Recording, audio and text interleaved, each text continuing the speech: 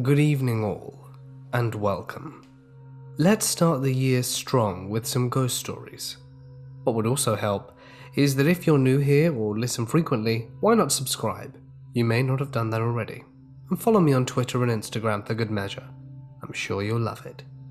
But for now, it's time to get comfortable and let the darkness take control.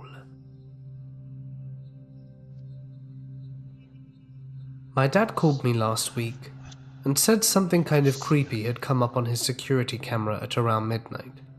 Everyone was in bed, asleep at that point, but the next day my dad got his usual notification of random movements of the camera outside the house. They are that type that turn on and it detects movement. So my dad just flipped through them expecting to be a normal mix of dog or wild animals. But this was like nothing he'd ever caught on camera. The figure appears to appear on the left-hand corner of the screen, walking around and turning towards the house before vanishing. My dad's house is off the road with a long driveway. The gate also locks at night, so it's not possible for it to be a person. My dad showed it to his friends, and people had all kinds of theories, from a bug's leg, to a light on the ground, to even a spider's web on the lens. The last kind of creepy thing my dad said was that as they were gardening in the morning and dug up around there, they found some odd-looking rocks. Dad even made a joke it resembled a tombstone. Now, I'd appreciate help. If this is like anything you've ever seen before regarding paranormal footage, should I be worried about future hauntings? My dad's worried about my little sisters, as they are kids, and doesn't want to tell them that there could be ghosts around the house. My father tells me this story of my childhood every once in a while. When I was around 6 years old, my dad's best friend ended his life. His name was Joe. Obviously, it was a very rough, emotional time for my dad. Joe was my dad's best man at his wedding, the one guy who was always there for him. After my dad got married, he and my mum left Joe and the town they were in to start a life outside the town they grew up in. After years of moving around California, my family eventually moved to Utah, where my father worked for a successful internet business. Joe stayed behind in Washington because my family was so far away from their old life with Joe. There wasn't a lot of foresight and warning that Joe intended to end his own life though. Joe's sister apparently had been blaming Joe's wife for her brother's suicide. Joe and his wife drank a lot of booze and probably as a result fought a lot. My father had always said they were a passionate couple. Yes, they would fight often, but he hardly knew two other individuals who were so completely in love, and for this reason he didn't believe it. A few days after Joe ended his life, his widow called up my father sobbing, saying about how she thought it was all her fault. After about an hour's worth of crying and trying to console her, he told her, "If there was a way for me to talk to Joe right now, I guarantee that he would tell you that he loved you and that it wasn't your fault that he ended his life." Crying, she still didn't believe him, but she thanked him for the kind words and let my father go. My dad was obviously distraught after that long, hysteric conversation. He had been down in his office for a while and decided to come up and check on his kids while making a pot of coffee to take his mind off things. We were all supposed to be napping, but he thought he'd peek his head into our rooms to make sure we were safe, maybe try to have a little smile or brightness added to his day. Sure enough, when my dad got to my room, I was fast asleep on my bed. He went to my brother's room, and he was also sleeping. Finally, he checks on my sister, who's sleeping as smugly as an angel. He decides to go back towards my room and enter the kitchen to make some coffee. As he walks by my room, he notices a whimper. He turns around and enters the room, where he finds me weeping. I was 5 years old, so the way I was crying seemed odd to him. Normally, a 5-year-old would cry drastically or over-dramatically, but I wasn't. I was just sitting on the side of the bed weeping. My dad enters the room and says, "Matty, what's up? Why are you crying?" It's then that I stop crying for a moment, look at him with teary eyes and say, "Rick, It's not her fault. I love her. It's not her fault. With that, I stopped crying, rolled over back into bed, and fell swiftly back to sleep. Needless to say, my dad crapped his pants. I was tucking my 3-year-old son into bed the other day. We say the typical slews of I love yous, and then he stops talking, which is extremely atypical. He has maybe shut up once his entire life, so he puts his head down on the pillow, kind of pointing his face down, and rolls up to look at me. His arms were down by his side, and he just points one little finger towards the rocking chair in the room. Without moving, he says, "Mummy, before you leave, can you take the rocking chair out of the room, so the man will leave me alone?" I'm pretty sure all the colour drained from my face. He then proceeds to tell me that the man's name is Johnny, and he's a bad man and very mean. Johnny doesn't say anything though, because he doesn't have a mouth, and just sits there and stares at my son. In 2001, my grandpa, who I always referred to as Pop-Up, was diagnosed with prostate cancer. I don't know the details, but I remember thinking it wasn't too bad, because my whole family played the whole thing down constantly. I had never suffered a death in the family. I'd never even seen a dying person before, so I had no way to judge how Pop-Up was actually doing. So I accepted my dad's insistence that his father was doing just fine. Eventually the doctors told my family to take Pop-Up home. My parents assured me it was because he was getting better. Obviously my dad would be at my grandma's and Pop-Up's house every morning to help out, but after he had done everything he could for them, he would return home and ask if my sister and I wanted to go see them. We would obviously say yes, and he'd hop back into the car and carry us back out to their house. One day I remember having a really strange dream. It was cowboys and Indians. I've never been interested in westerns and all of that, but my Pop-Up loved them. Suddenly, he appeared in my dream. Well, not in my dream, more like in front of it, and he mouthed something inaudible and I woke up. I looked at the clock. It was around 7:30. Way too early for a 13-year-old boy to be up. But the dream had shaken me, so I had crawled out of bed. My sister was already up, which was equally strange. I said good morning and grabbed some cereal, and around noon my dad came home as usual and asked us if we wanted to see Grandma and Pop-Up. By this point he knows he doesn't need to ask, but habits are hard to break. We load up the car and head on over.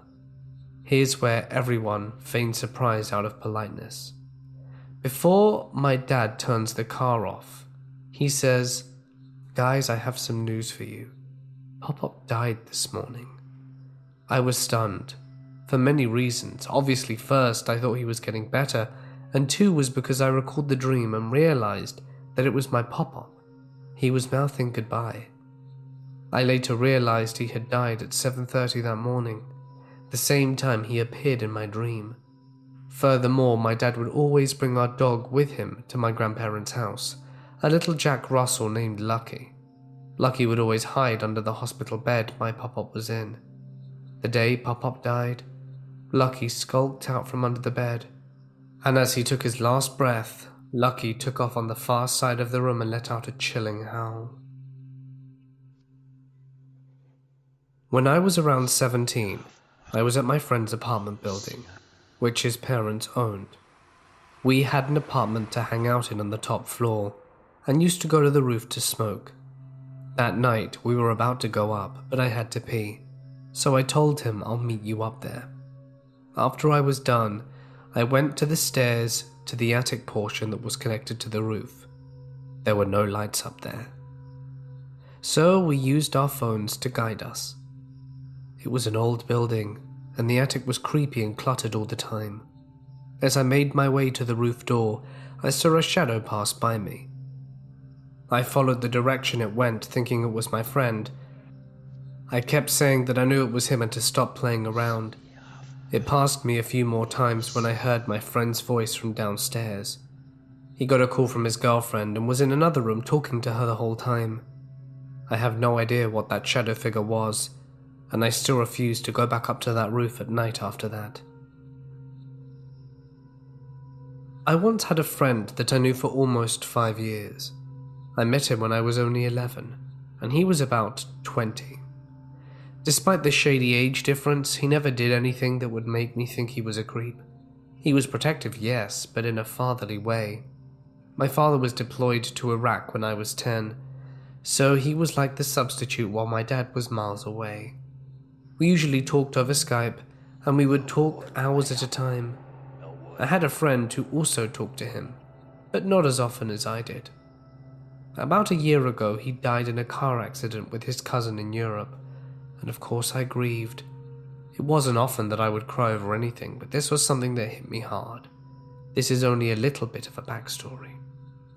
So I've always been someone who's trusted their gut, and strangely enough, even in my dreams, I've had small, harmless dreams which I experienced the same thing a few days after the dream. One night I had a dream. I didn't remember much of it. I always thought of it as just being a stupid, weird dream I had. I was outside someone else's house. We were jumping around on a pile of junk, and just as we were having a good time, there was a fallen tree leaning against the pile. I don't recall much from the dream, but most of the scene I was placed in. Of course, it didn't bother me, it wasn't scary, so it didn't worry me. A few weeks later, my mum suggests I spend a week at my cousin's house who lives out in the country. Of course I accept, since I wanted to get out the house for a little while. That week I headed down to where they live. They had a huge yard with a silo, a barn, and a worn-down hog barn. Right next to the hog barn was a large pile of metal sticks, rugs, and basically a bunch of trash. Next to that was a tree. It was split in half, with one half leaning against the scrap pile. I didn't quite think of the dream since my memory is pretty bad at times, so I just saw it as normal. The first week goes by and my cousin suggests we go outside for a bit. I agree, finding nothing else to do in their home, and we go out and walk for a bit and talk before I make it to the scrap pile. I was the one who suggested we climb around it, so we did. We both climbed to the top and found a cozy place to sit. I sat on one of the branches of the broken tree, and she sat further across the pile from me on an old rolled-up rug. I can get pretty hyper at times, and it makes it hard for me to sit still sometimes, so I started bouncing on the branches. Of course, our 160-pound girl bouncing constantly on the branch is going to make it snap, and that's when it did. I snapped, and the tree fell. I tried to grab onto whatever I could, which was a small twig, which snapped easily and sent me falling. I fell straight on my back on an old gutter that was facing down. The sudden events left me shocked and unable to move, and as I was slowly rolling off the gutter, below the gutter was a thin metal, sharp, jutted metal sticking up that was surely going to impale me if I'd continued rolling over. As I rolled though, I felt someone grab my arm. They pulled me back to balance on the gutter, and I was able to sit up and safely balance myself.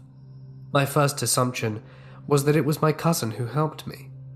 But the creepy part, I was about to thank them for practically saving my life, but then I realized she was halfway across the pile. Her foot fell through a screen and she couldn't get to me in time. Apparently I had rolled myself back before I rolled off, but I swore I felt someone pull me back. Someone who probably saved me from being impaled and getting severely injured. I immediately told my aunt about this, and soon my mother. My mother agreed with me that it could have been anything, but we're both convinced that it could have been my father figure, that he's watching over me. Tell me, what do you think of the situation? Because ever since then, I'm still contemplating on what it really could have been. Many years ago, when I first met my ex and her family, they lived in a mobile home. My ex has this younger sister who is a bit messed up, in and out of psych wards and stuff. My ex and her younger sister shared a room in this mobile home. While we were dating, and before my son was born, she told me this story about how her younger sister would wake up and talk to the man in the hallway. The man always had a suitcase and wore a brimmed hat. My ex and her family always dismissed the stories, as the younger sister was a bit nuts. Fast forward a few years, my ex and I had a son together. Her parents moved out of the mobile home and into a house, and we were renting the mobile home to my ex.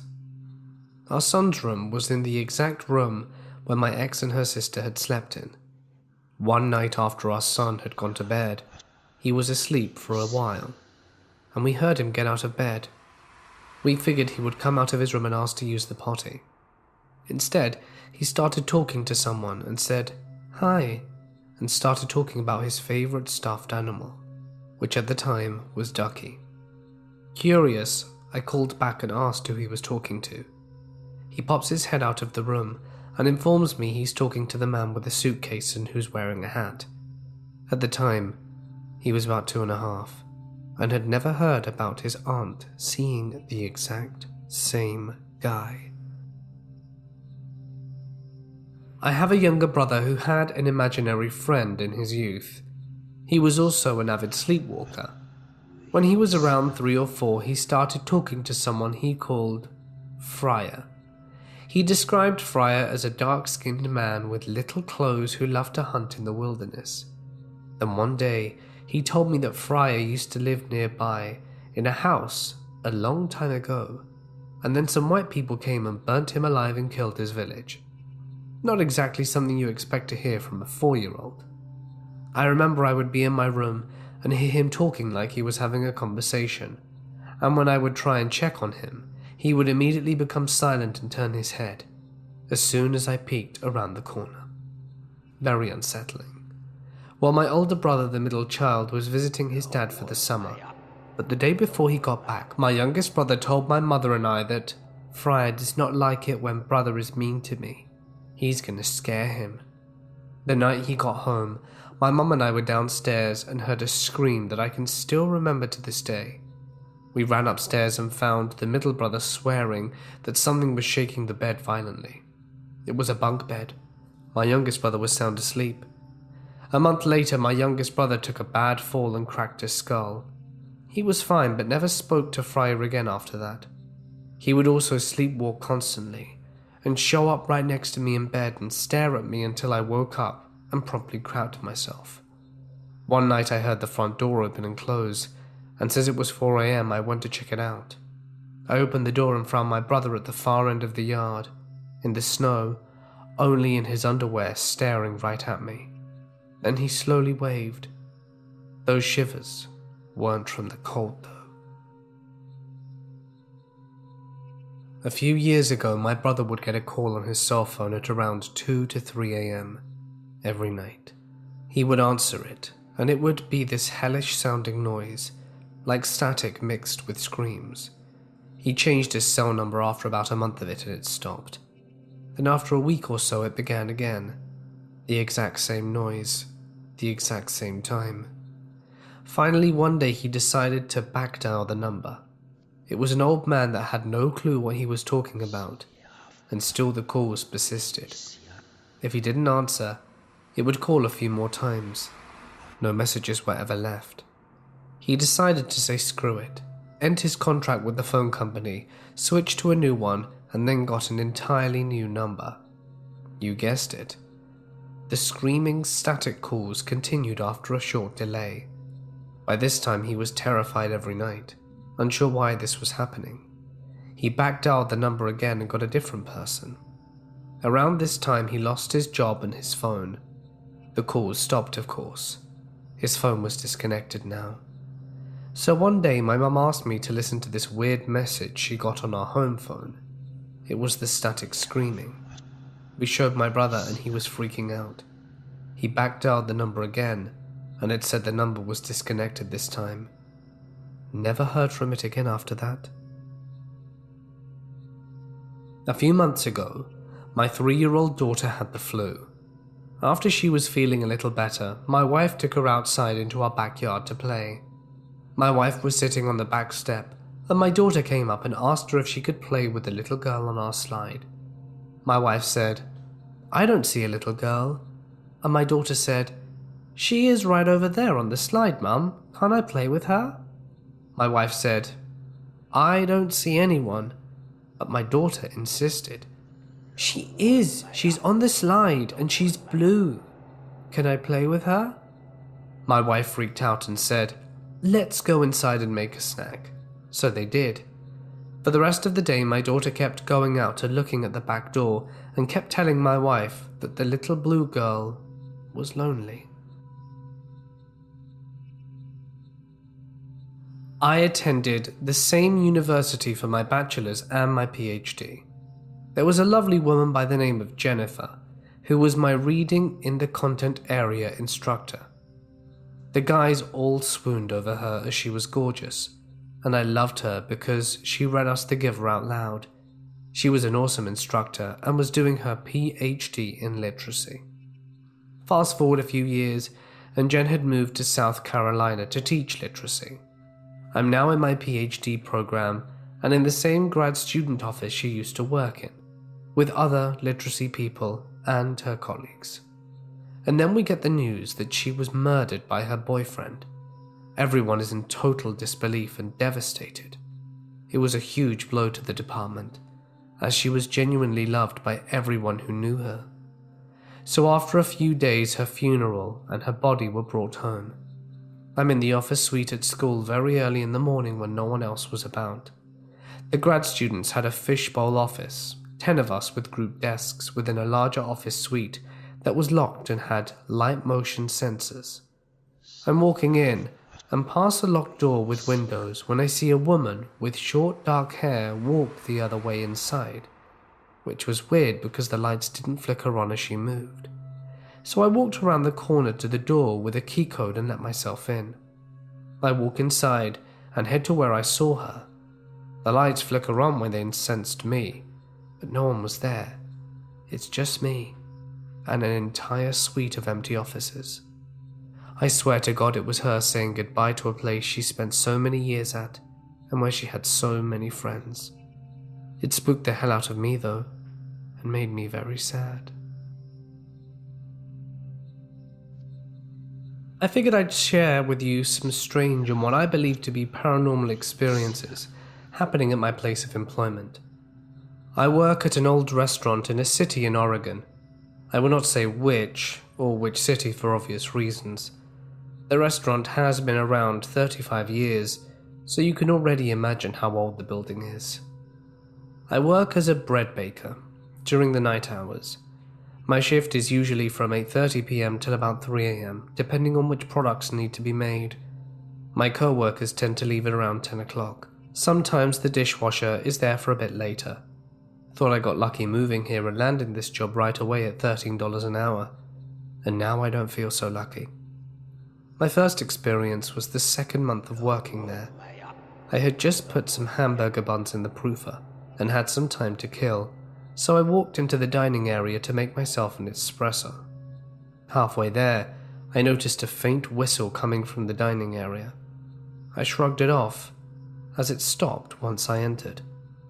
As soon as the espresso was done, the whistling started again, but louder. I couldn't make it out, if it was a song or something else, but it went on for about a minute, then stopped. My whole body shivered, as I was definitely creeped out. The next day, I mentioned this to the dishwasher, and she looked at me for a minute and then sighed. She told me that the building is most definitely haunted, and she constantly hears the whistling as well, but only when she's here alone.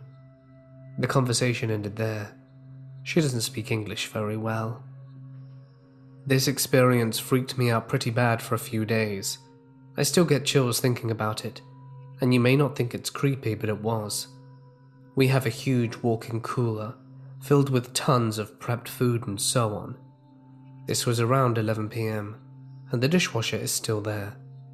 I walked into the cooler to grab some butter. The door is huge and heavy, so there's no way wind could shut the door, especially because there was no wind to shut it. As I was reaching for the butter, I heard the door slam behind me. I was obviously startled and thought maybe the dishwasher closed it, thinking I left it open by accident. I walked to the door and started yelling for her, hoping she would hear me. After about 3 minutes of no response, I panicked. It was super cold in there. I kept banging on the door and yelling, and about 10 minutes later she finally heard me and opened the door looking confused. Shivering, I asked her if she closed the door on me and she said no. I told her the door closed on me, and the look on her face freaked me out. I texted my boss and told him what happened, and asked him to check the security cameras. When he answered, he told me he watched, and said that he saw me walk in, and 10 seconds later the door slammed shut. No one was behind it. It just shut by itself. That's never happened to anyone else. We were both confused, and I was wary. A few weeks later, in the dining room they mopped the floors every night and put the chairs on top of the tables. I noticed they were in their usual spots on the tables and didn't think much of it. As I was making bread dough at around midnight, something happened that I can't explain. In the span of almost 5 to 10 seconds, I heard the loudest crash coming from the dining area that shook the whole building, and the lights went out quickly, then came back on. My heart was beating so fast and I felt nauseous. I had no idea what just happened. I ran into the dining room and my heart sank from fear. All the chairs were on the floor, scattered, a few definitely broken. Then the whistling began. I immediately called my boss and he rushed over. We went to the office and watched the security cameras. The videos showed the chairs on top of the tables, the lights go out, come back on, and the chairs were scattered all over the floor. The look on his face chilled my body with dread. He promised to stay with me for the rest of the night, and I told him I was becoming scared of working by myself. He said I would be fine. This happened a few days ago, and it took everything in me, aside from the fact that I'm living paycheck to paycheck, to not quit this job. This was probably the scariest thing I've ever experienced. It was around 2:30 a.m. The baguettes were in the oven, and it was almost time for me to leave. I had to use the restroom, so I walked to the dining room to get to the restroom. I heard the whistling, but very faint. It was becoming normal, and since nothing had happened for a while, I wasn't creeped out. I got to the restroom. It's a one-person. Locked the door and sat down to do my business. About 30 seconds in, I hear a faint whisper come from outside the door. I chalked it up to hearing things. Then I heard someone knock very lightly. My heart stopped. I was alone, or so I thought. I sat there in silence. Another knock. I very quietly finished my business and pulled myself together. I stood somewhat close to the door to try and hear what was outside. Another knock. And then I heard a faint whisper say, "Hello." I almost screamed, and almost wet my pants, even though I had already peed. I kept quiet, in the fear that this maybe wasn't a ghost, but a junkie or creeper who managed to slip inside somehow. It knocked again, louder this time, and the voice whispered, "I know you're in there." It sounded like a man's voice, but I couldn't tell. It began to jiggle the handle of the door, and that's when I flipped out, screamed to leave me alone, and the handle jiggled more violently, and then abruptly stopped. I stood there in fear for about a minute. It slammed the door so hard I was surprised it didn't fling open. My heart was racing and tears were streaming down my cheeks. Everything went silent for a good 20 seconds. There was another loud bang that shook the whole restaurant again. The door swung open so violently, and no one was there. I ran out of there so fast, screaming and crying. The chairs were flung about, tables turned over, coffee cups shattered on the ground. I ran to the kitchen, grabbed my things, shut the ovens off. Hell, I didn't care if the baguettes were done or not, and ran out the building to my car. I called my boss, sobbing and hyperventilating, and he told me to wait in my car. He arrived 5 minutes later, flying into the parking lot in his car, got out, but I told him I was not going back in there. He went inside and came out about 10 minutes later, looking weary and upset. He told me he watched the security footage and couldn't believe what he saw. As soon as I had closed the bathroom door, he saw a sort of dark, cloud-like figure float in front of the door. Right before the bang, the camera went to static for a few seconds to show the whole dining room a mess. Then the camera showed me running out of the bathroom. It's only been a few days since that happened. I'm still shaken a bit by it. My boss gave me the week off, paid time. I need to think this through. Is it actually worth it? Working in constant fear? This is my brother's story, not mine. He is the janitor at this church and he works late at night. Before he started working there, he not only didn't believe in ghosts, but he literally thought that those who did were of an inferior intelligence. The first experience he had was when he was trying to study in this one room at the front of the church. He was trying to study, but the noise started, and it sounded like whispers in a language he couldn't understand. He thought his brain was playing tricks on him, so he kept trying to study. But the noise got progressively louder and louder until he couldn't take it anymore and ran out the church. The scariest experience he had was one night when he was vacuuming. He had a phone at the time that would super annoyingly inform him every 5 minutes for the hour before it died that it had low battery. He was vacuuming like he always did, and then he received a call. It was from the church's phone number, and before he could pick up or reject, his phone instantly died. He started sprinting to his car, and he heard the noise of the door in front of him open even though it just stayed shut. He told me he smoked 14 cigarettes in his car on his 10-minute drive back to his place that night. Then, after having these experiences, he started asking other people who worked for the church if they'd had anything strange happen to them. All of them said yes. The scariest one was of this lady who works in one of the offices in the church.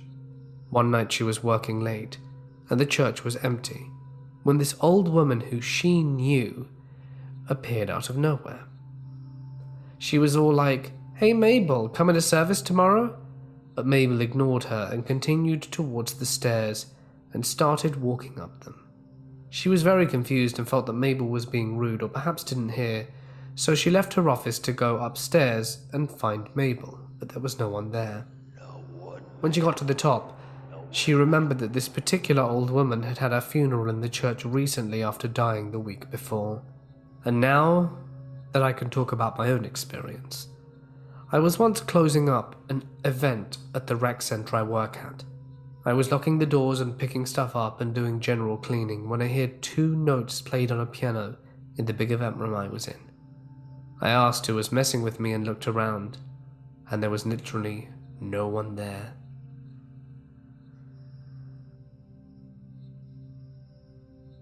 I am a janitor, and this happened about 5 years ago.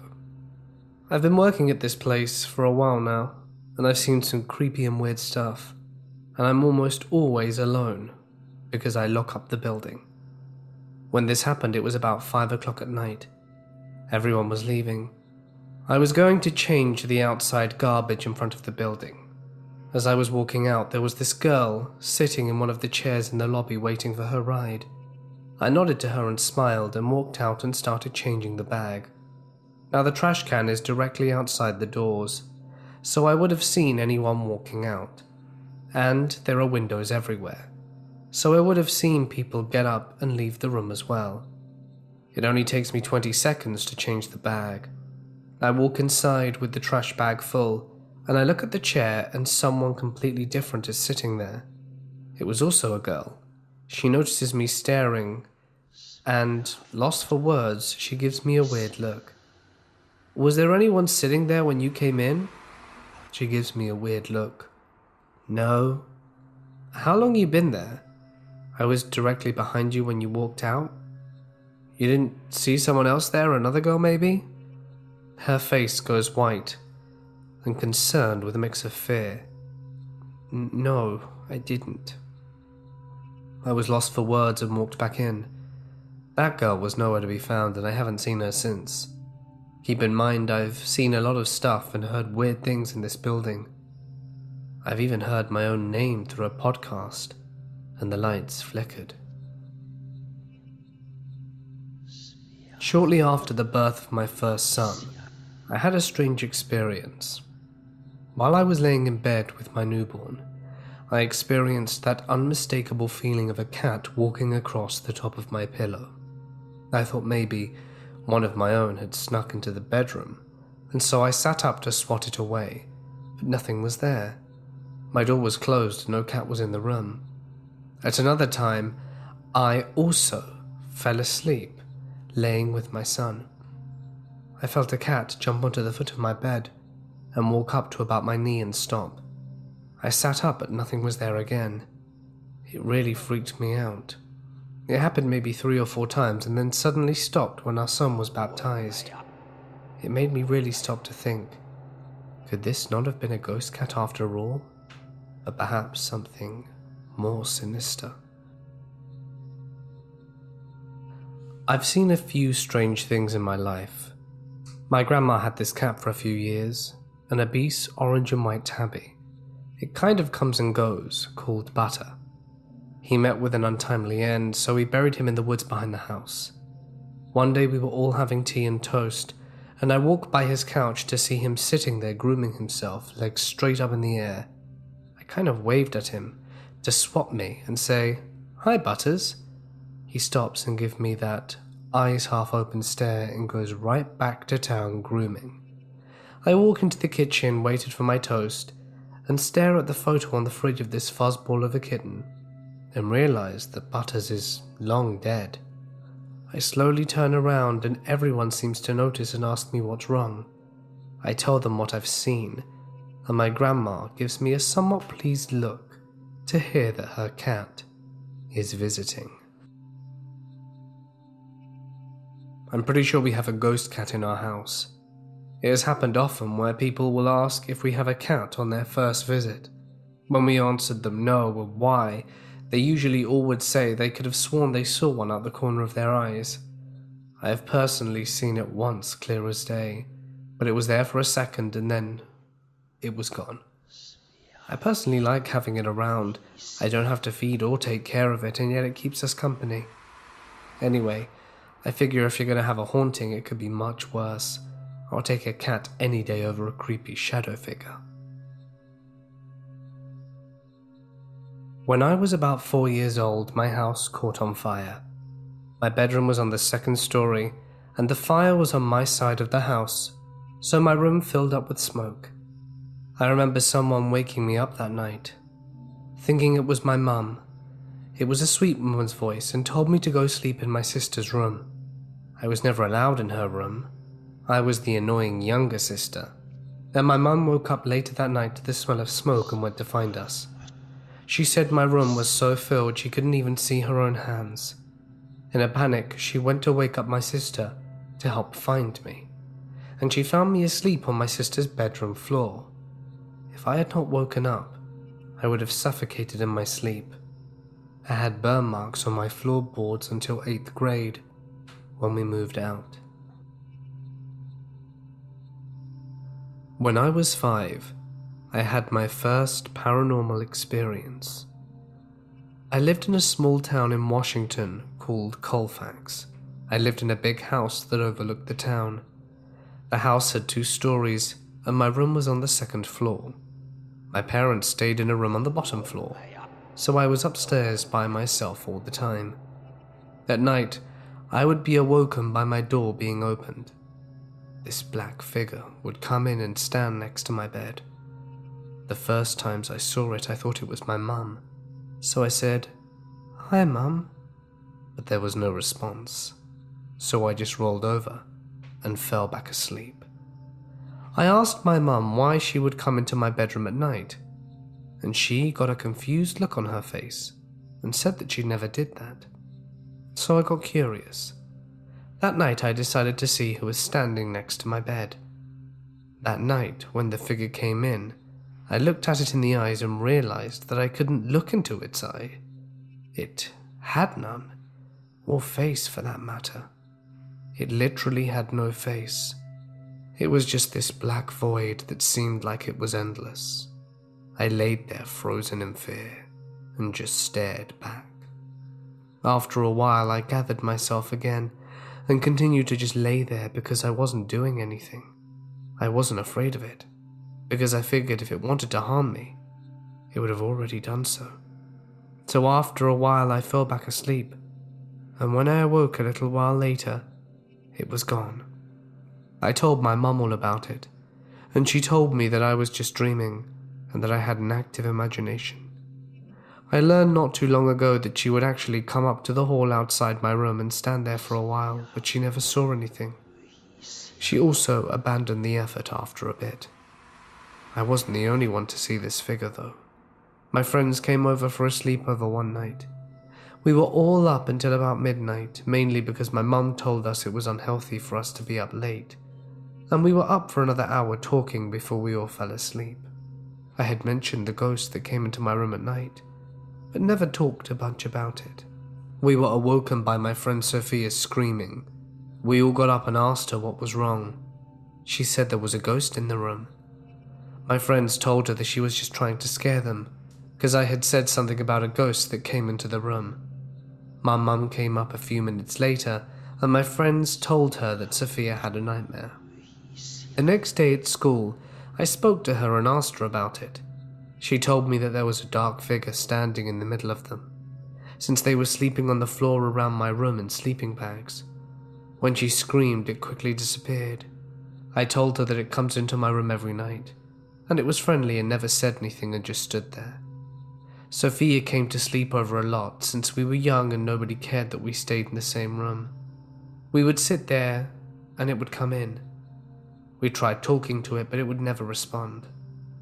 I'm 17 years old now, and have since moved away from the house, but still at night it comes to my bedroom. It's followed me wherever I've lived, but does not come into my room as often anymore, or at least when I'm not awake. I'm not afraid of it. I know it doesn't want to scare me. I take comfort knowing it's watching over me, and I'm curious if this is something that has happened to others. When I was a kid, I spent a lot of time at this house that was the headquarters for a small theatre company that I worked for.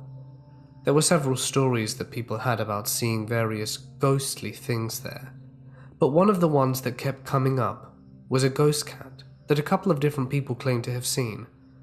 Now fast forward to 2 years ago, my girlfriend and I were staying at the house for a few weeks while we were working on a show. She had only become involved at the theatre recently, so I didn't know any of the old stories. There was an actual cat living there at the time, and we always slept with the door closed because we're both allergic. So one night I wake up to get her out of bed, and she's saying something like, "Come on, Persephone, get out of here." Then bend down as if to pick something up, then gasp, then a moment later climb back into bed.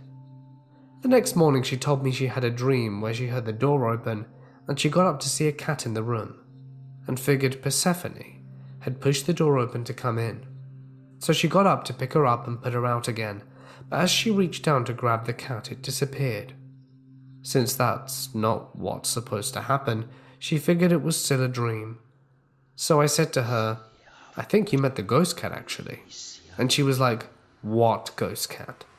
So I told her the history of it, and she asked me to describe what people had seen. A white, short-haired cat, as opposed to Persephone, who's a grey and long-haired. At which point she sort of freaked out, because what she had seen had appeared to be white, but she had just assumed it looked that way because of the lighting. Hey guys, it's Mort here, and thank you so much for listening. I hope you enjoyed tonight's ghost stories. Please don't forget to subscribe if you're new here, as that is very much appreciated. And why not follow me on Twitter? Link in the description.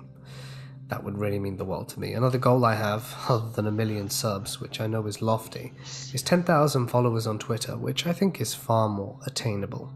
I hope everyone is doing well. My voice seems to be fully recovered. I woke up feeling really good this morning.